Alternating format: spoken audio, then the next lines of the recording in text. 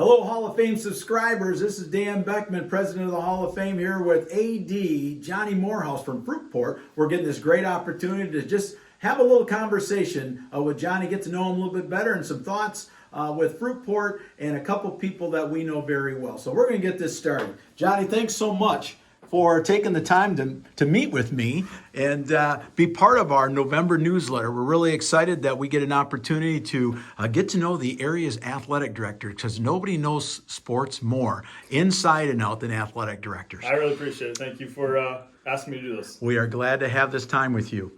First, what I want to do is share with our subscribers your leadership journey to your present position as athletic director here at Fruitport High School. Sure, this is my 15th year at Fruitport. I started the first 11 years as an elementary teacher, everything from PE to first grade, fifth grade, fourth grade, a little bit of everything.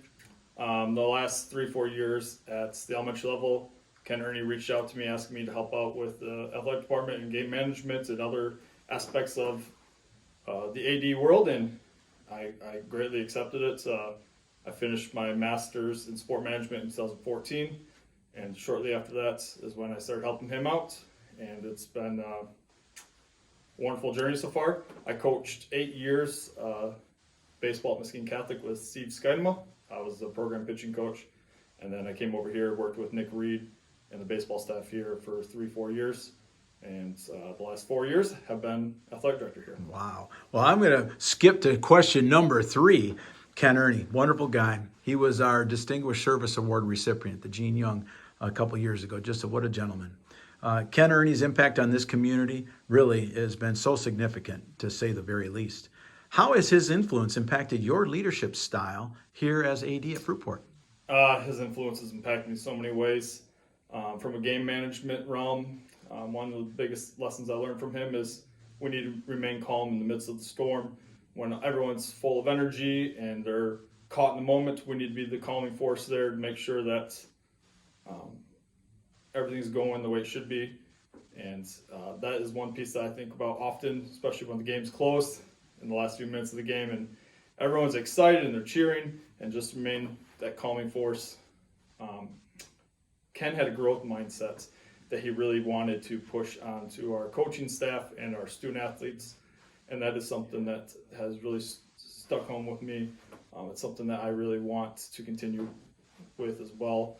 It's an area that I challenge our coaches with all the time, is to continue to try to find that way to grow, whether it's a conference, whether it's a good leadership book, a podcast, just continue to having that growth mindset.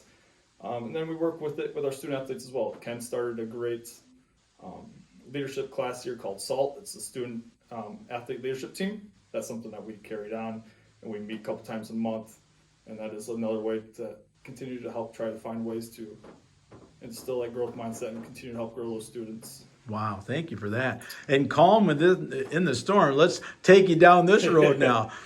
Recently, 7 schools have left the OK Conference. What's the most recent proposal for the revised divisions for the conference? Yeah, great question. They've had 2 proposals, one of a football-only division and then all the other sports in the separate division. Neither of those proposals passed. We are back to the drawing board, back to square one with that.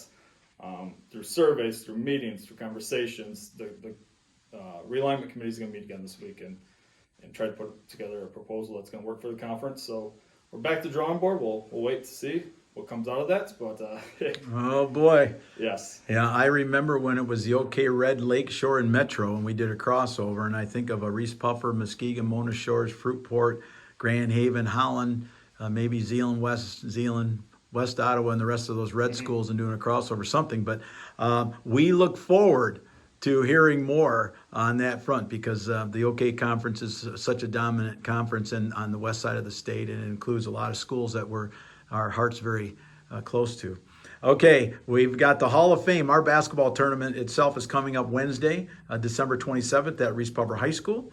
In our first game, we're really excited to have last year's district final rematch, the Trojans against the Vikings of Whitehall. Okay, Mr. Athletic Director, give me your prediction. So first and foremost, we are very grateful to the Hall of Fame for allowing us to compete in that classic. That is a legendary tournament here, and we are very, very grateful for that.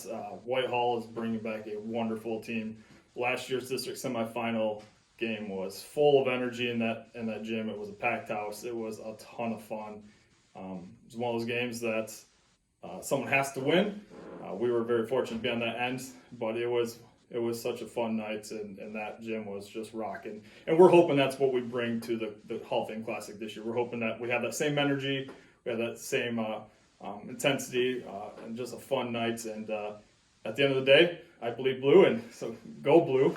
But I love it. We are very excited to be in that event this year. Great. We're very happy to have you, and it's our first time with the Fruitport Trojans in town, so we're really excited. Jonny, thank you so much for this time, and we just got another glimpse into who you are as a person and a professional. I'll tell you what, Fruitport's very fortunate to have you on board. I appreciate that. Thank you. You're welcome.